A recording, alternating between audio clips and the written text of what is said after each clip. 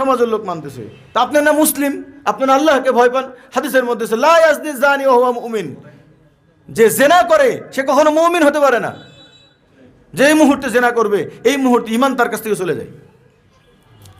যদি কারোর জীবনে ঘটে যায় আমরা সবাই খাস দিলে তওবা করি, তওবা করলে আল্লাহ মাফ করে দেয়।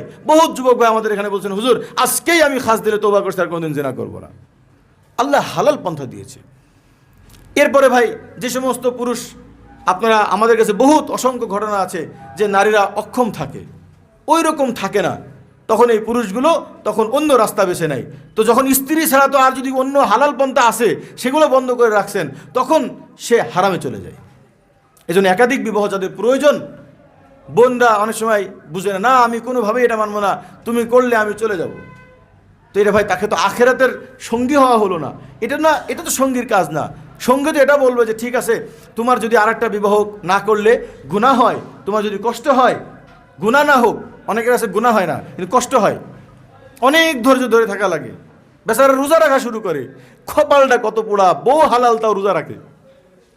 ওই যে এক বই আটকাই গেছে। ভাই রোজা রাখা কাদের জন্য?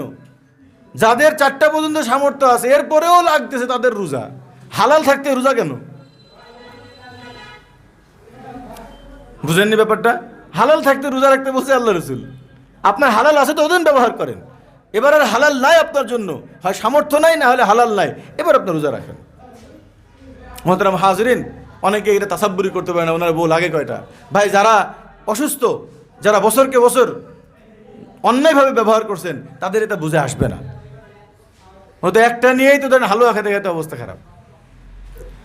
এই জন্য মোহতারাম, এটা আমাদের আগামী প্রজন্মের জন্য লাগবে, কারণ আমাদের আগামী প্রজন্ম তারা অন্যায় ব্যবহার করবে না। তাদের 4টা স্ত্রী ছাড়া তাদের এই যৌবনের হালাল, তাদের এটার কোনো নিরাপত্তাই থাকবে না। আজকে এই দেশের মানুষকে যদি আপনি জেনা থেকে বাঁচাইতে চান, গুনাহ থেকে বাঁচাইতে চান, আর প্রত্যেকটা নারীর হেফাজত যদি নিশ্চিত করতে চান, তাহলে একাধিক বিবাহের কোনো বিকল্প নাই। আর একাধিক বিবাহের দ্বারা কি হবে? অধিক সন্তান হবে। আজকে বলেন যে সমস্ত নারীরা আর বিয়ে না করে জীবনটা কাটায় দিল, এই নারীদের আর কিছু না, কমপক্ষে সন্তান উৎপাদন বন্ধ আছে কিনা?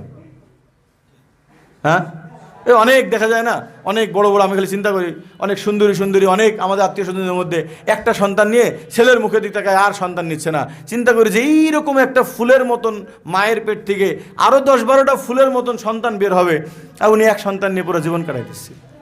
High high. এই জন্য ভাই একাধিক বিবাহ যাদের 1 নম্বর হলো যাদের সামর্থ্য আছে, যারা ইনসাফ করতে ভয় পায় তারা করবে না, যারা ভীতু তারা করবে না, যারা ভয় থেকে বের হয়ে আসতে পারবে তারা করবে। তারা যদি ইনসাফ করতে পারে এবং পুরা নিয়াত থাকে তাহলে তাদের জন্য কোনো আপত্তি নাই। নবীরা করেছেন, সাহাবা একরাম করেছেন, তাবেঈন করেছেন, এখনও বর্তমান যুগের উলামা একরাম করতেছেন। ভাই যারা এই সুন্দর রাস্তা নেবে তারা গুনাহ থেকে মাহফুজ হবে, তারা জান্নাতি পরিবেশ পাবে, তাদের সন্তান বেশি হবে। যারা এটাকে বুঝবে না, এই সামাজিকতার সাথে চলবে, তো ঢন ঢন করেই কবরে যেতে হবে। তো মোহতারাম হাজির, এই হলো তাআদ্দুদুন নিকাহ।